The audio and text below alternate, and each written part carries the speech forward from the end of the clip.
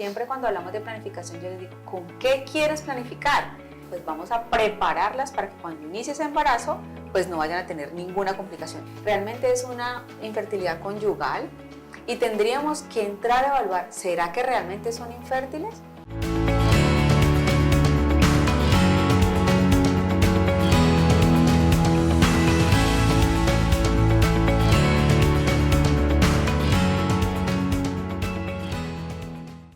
Hola, bienvenidos a Vive Mejor con Paola Ballesteros por Florida News, la nueva forma de ver las noticias. Y hoy tenemos una invitada espectacular, la doctora María del Mar Torres, que viene precisamente desde Colombia hoy a hablarnos de unos temas espectaculares. Vamos a hablar de todos los temas de la salud íntima femenina.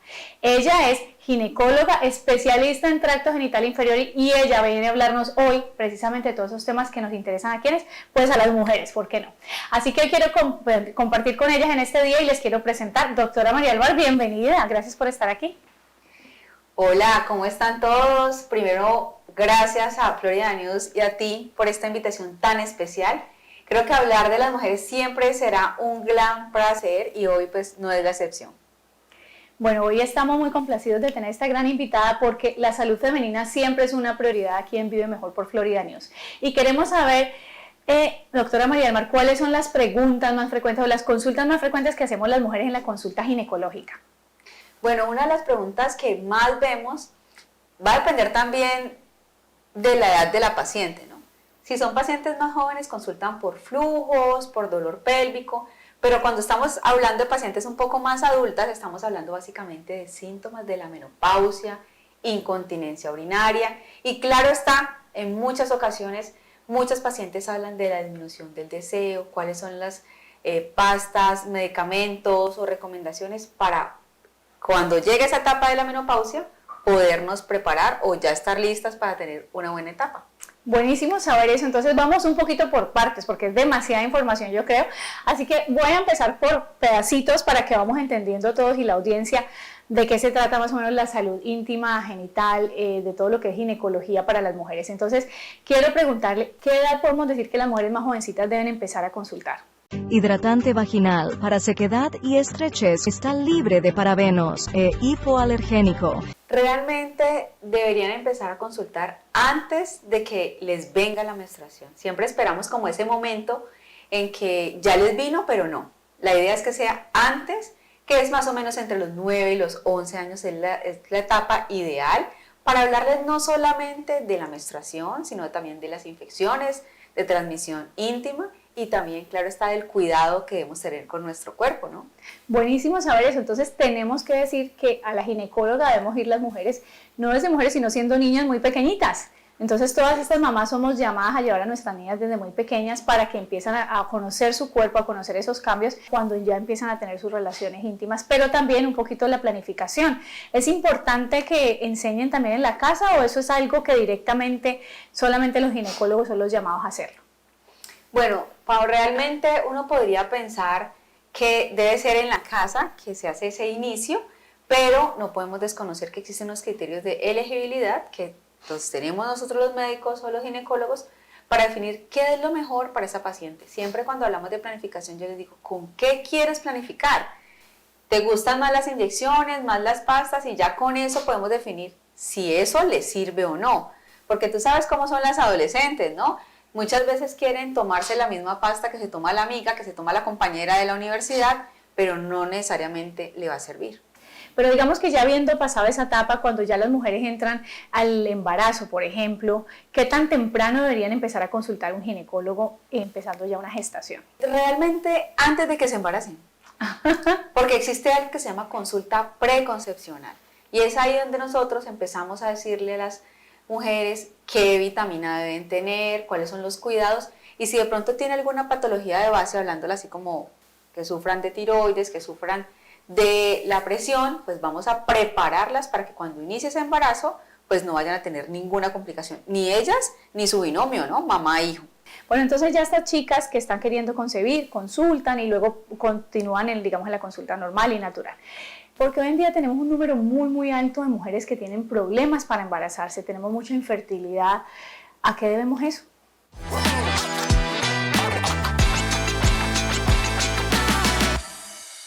Creo que en este momento muchas mujeres no desean embarazarse.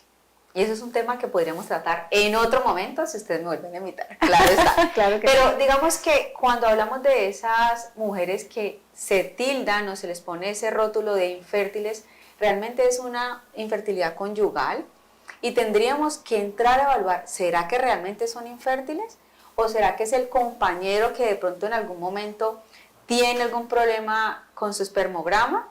Y puede tener muchos factores. Cada vez vemos más que muchas mujeres consumen alimentos que no están siendo alineados con una buena salud, por bien así decirlo, no están haciendo ejercicio o inclusive tienen patologías que desconocen. Y al desconocerlas están totalmente descompensadas. Pongamos el caso de la tiroides, que al estar elevado, pues eso es una de las causas por las que no se puede embarazar y no es un problema de útero, ni de trompas ni ovarios, sino que es ya algo hormonal. Entonces tocaría evaluar qué le está pasando y si realmente es infértil.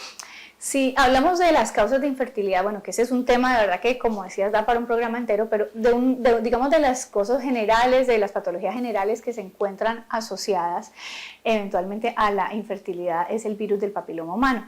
El virus del papiloma humano también es una consulta muy frecuente en ginecología. ¿Y qué podemos decirle a esas personas que han sido diagnosticadas o que en algún momento han encontrado en sus citologías anuales que hacen que tienen alguna alteración? Bueno, has tocado el punto que más me gusta. Soy especialista precisamente en colposcopia y virus del papiloma y sabemos cómo en los últimos años ese virus del papiloma ha ido creciendo y tenemos un mal concepto de que únicamente, como lo he dicho en algunos momentos, está relacionado solo a cáncer femenino, pero la idea es que cada vez por estos espacios tan importantes podamos transmitir que también puede llevar a cáncer de pene. Entonces la idea es que toda nuestra población, hombres y mujeres, se vacunen idealmente a partir de los 9 años, que es idealmente la etapa donde no se ha tenido relaciones. Con eso se nos van a disminuir no solo las infecciones de transmisión sexual, como lo es el virus del papiloma, sino también disminuir el riesgo de cáncer. Qué maravilla que comentes eso, porque muchas personas nunca han escuchado el cáncer peneano y no saben que existe y bueno, y saber que se puede prevenir. Yo sé que eso es un tema para urólogos y no tiene que ver con ginecología, y los hombres se nos asustan cuando escuchan eso. Pero aparte de eso, ¿cómo podemos decirle, digamos, a una mujer o a un hombre que detecten alguna alteración y una lesión que pueda ser susceptible de un cáncer?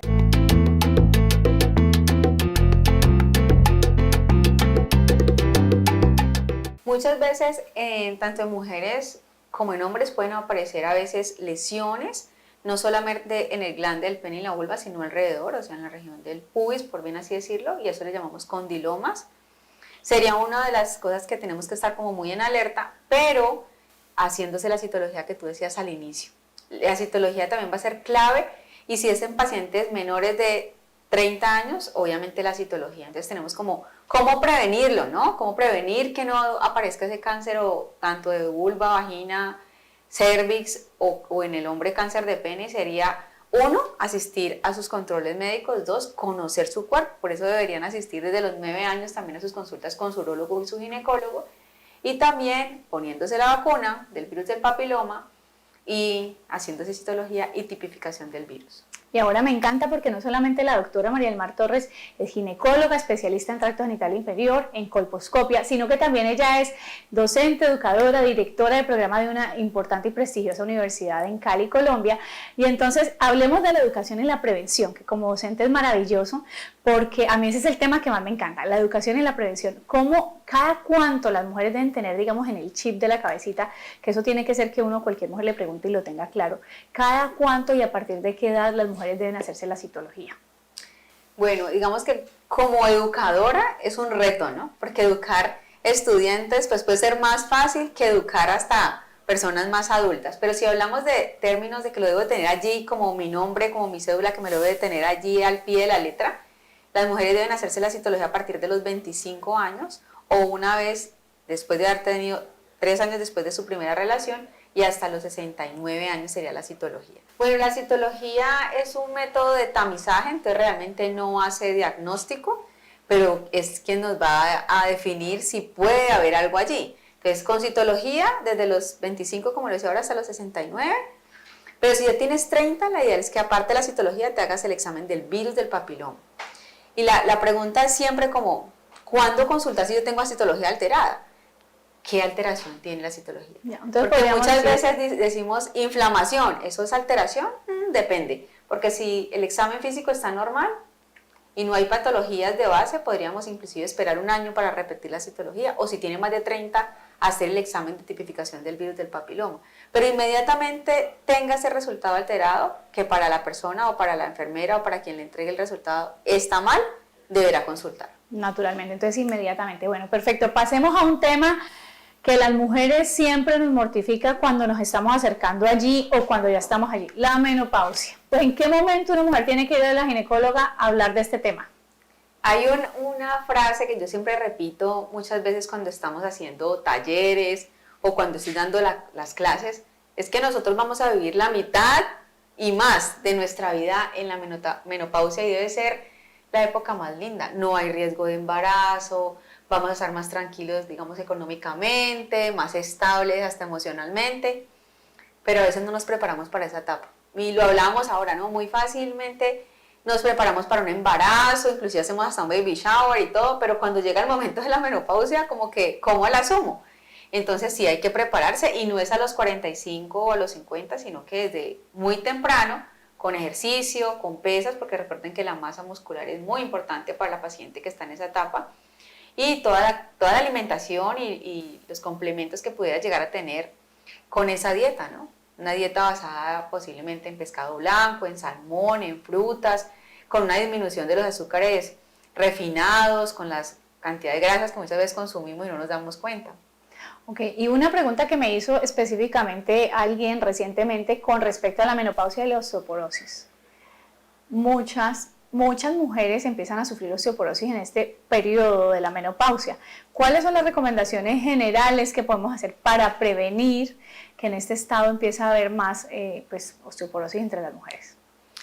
Uno, tener, como lo decía ahora, una alimentación desde muy temprano con ciertas condiciones como lo son un aumento de proteínas, y lo otro que vemos es que mucha gente de los 40 o los 50 empiezan a consumir leche.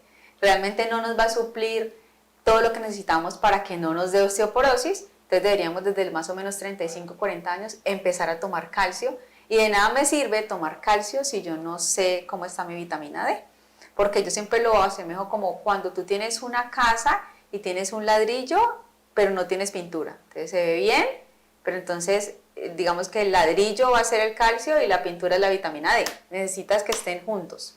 Ah, perfecto. Eso es algo muy importante que debemos saber todas las mujeres. Bueno, y un tema que por supuesto no me van a perdonar si no te pregunto es el tema de la libido.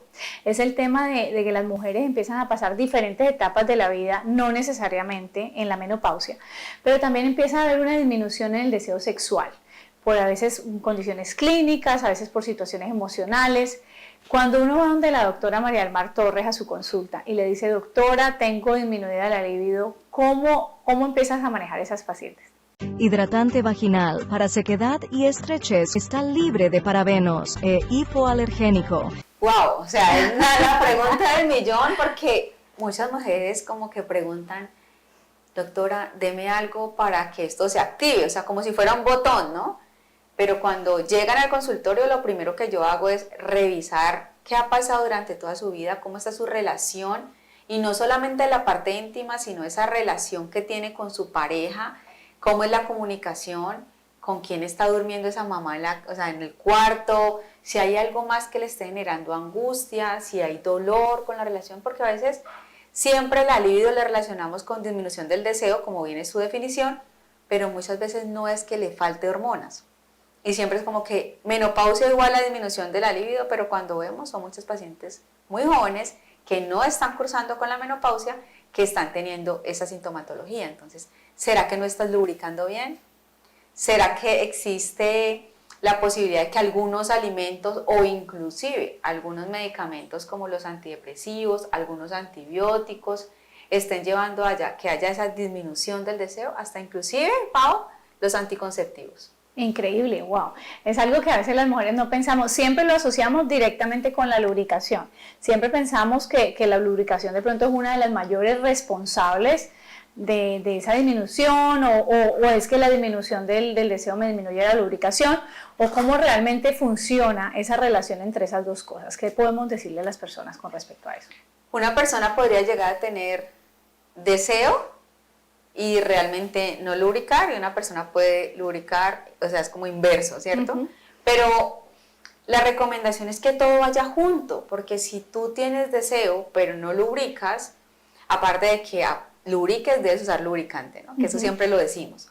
Pero muchas veces esté con ese temor, tengo deseo, no lubrico, o sea, lo puedo solucionar con un lubricante, pero va un poco más allá de qué está pasando también con su estado de ánimo, cómo está viviendo su salud íntima, qué tipo de ropa interior tiene, será que ella en este momento se está quedando con la ropa íntima todo el día ajustada, entonces esa parte íntima no está respirando, entonces disminuye la lubricación. Entonces, que no necesariamente si tengo deseo va a ir unido a la lubricación, pero ¿qué está pasando más allá de eso? ¿Por qué no estoy lubricando?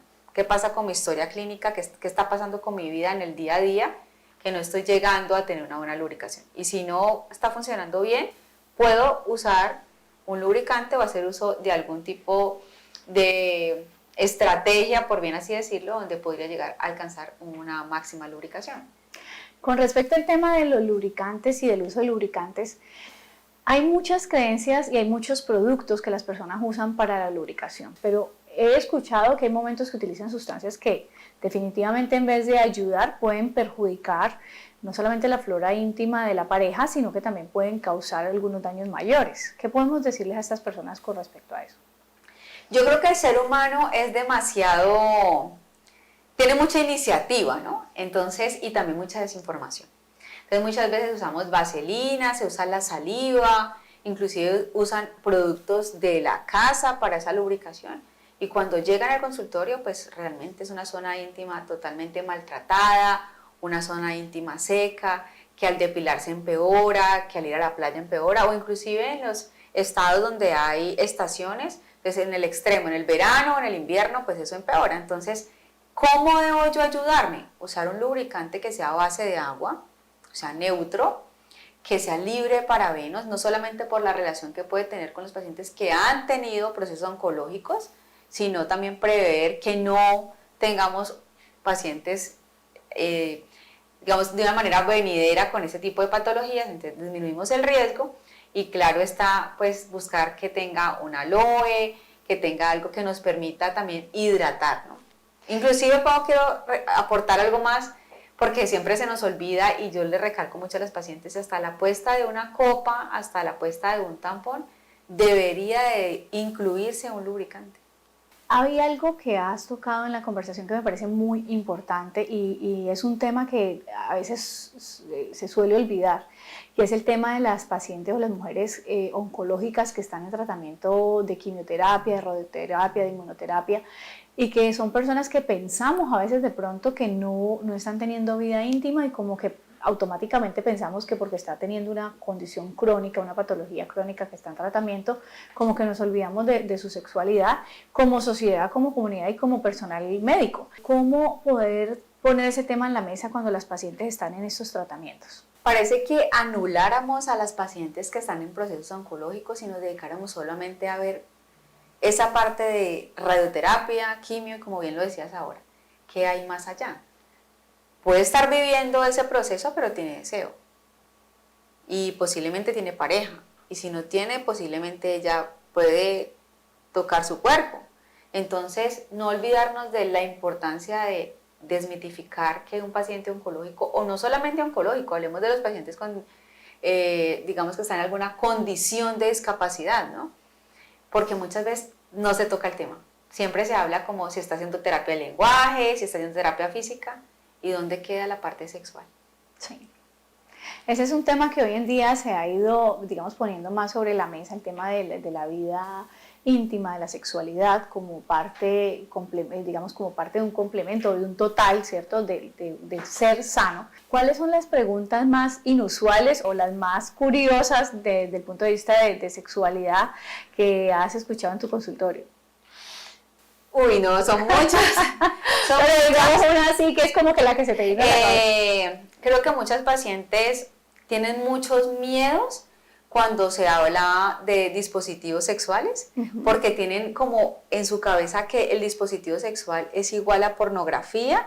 Entonces, cuando tú le propones a una paciente intentar o hacer un cambio en su rutina, lo ven como, ¿qué va a decir mi esposo? Entonces, eso ocurre mucho hablando pues de la parte de salud de pareja. Se repite mucho, les dices, no doctora, yo nunca he usado, yo creo que también tiene que ver con los países, ¿no? De pronto acá en Miami son un poco más abiertos para hablar del tema, en nuestros países todavía se restringe un poco, pero creo que es algo que nosotros tenemos como mujeres que empezar a hablarlo de una manera clara, pero también muy respetuosa, ¿no?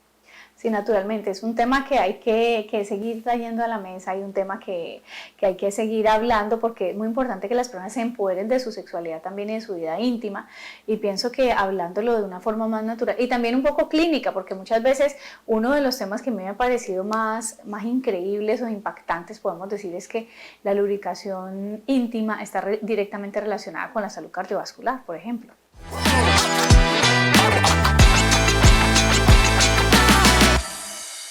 Cuando están yendo al ginecólogo o a la ginecóloga, las niñas jovencitas o adolescentes, ¿cuál es la recomendación? ¿Que vayan acompañadas, que vayan solas?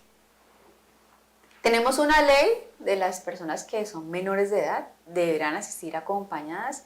Si no lleva acompañante, que entre con la enfermera. Eso es como lo que sucede normalmente, y también cuando son pacientes que tienen alguna condición de discapacidad o que van a recibir algún tipo de noticia y quieren entrar con el esposo porque quieren conocer un poco más allá. Pero yo como ginecóloga recomiendo que si no eres menor de edad y no tienes una condición de discapacidad y eres consciente, puedes dar toda tu información de la historia clínica, asistas sola a la consulta.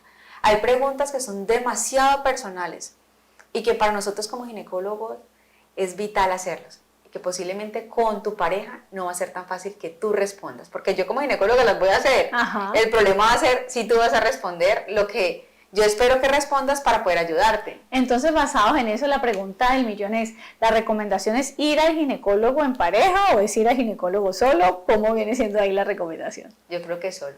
¿Solo? Ok. Creo que el control prenatal puede ser acompañado. Yo creo que las pacientes oncológicas, que son algunas pacientes de la gama que yo veo, también deberían asistir para saber cuál es esa red de apoyo con la que nosotros tenemos para poder sacar a esa paciente adelante, que es lo que más nos importa, porque recordemos que el cáncer no es igual a muerte, entonces hay que tener ese contexto de cómo ayudamos todos en equipo. Pero si vamos a esa paciente adolescente, pues no de 16 porque no podría entrar sola, pero si de pronto tiene 19 años, que ya tiene edad de poder contarnos mucho su historia, que vayan solas. Y si, por ejemplo, la mujer tiene problemas de pareja, problemas de sexualidad, de vida íntima, ¿es ir también sola o es bueno llevar a la pareja?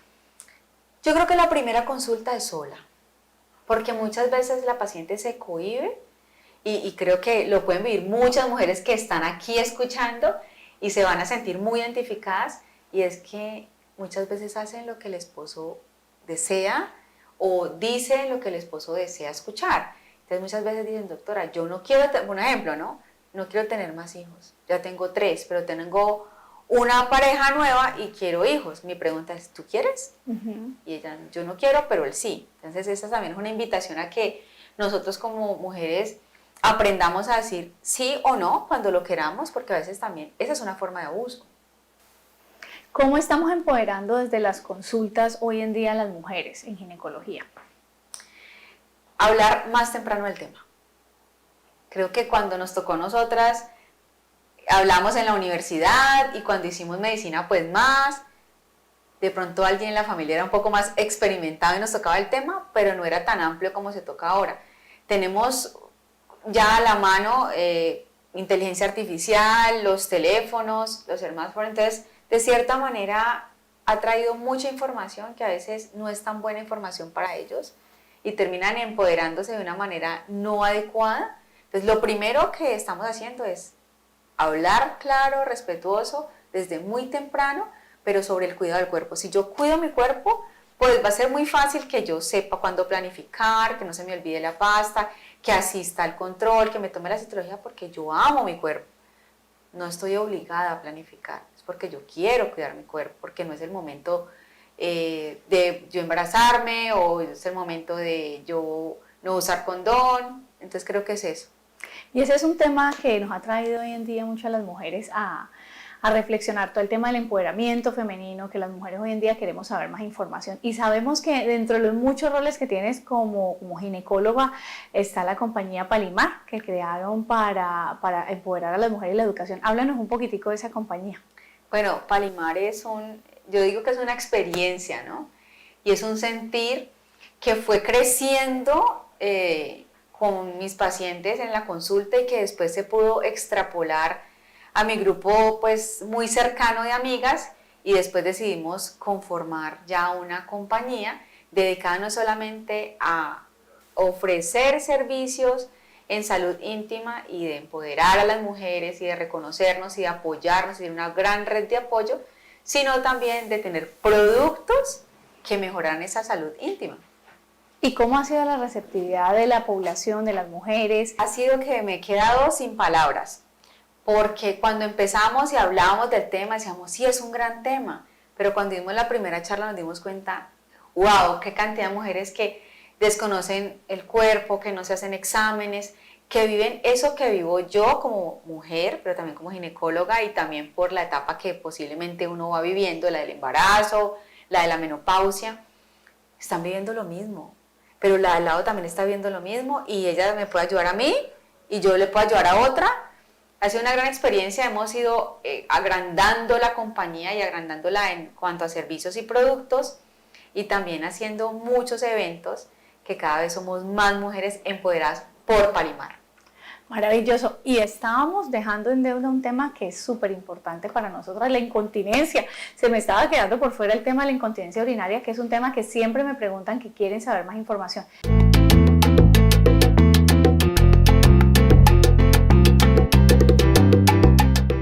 Cuando hablamos de incontinencia, ninguna pierde orina, pero cuando te ríes, ¿te salen gotas? Sí. Inclusive esta posición, ¿no? Esta posición de tener la pierna así, estamos mal sentadas, porque ya nuestra vejiga está en una posición no muy adecuada.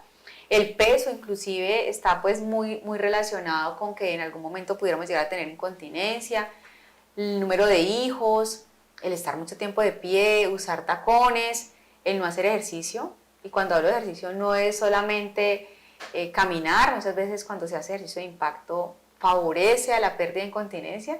Pero yo sé que iba a ir otra pregunta. Entonces, ¿no trotamos?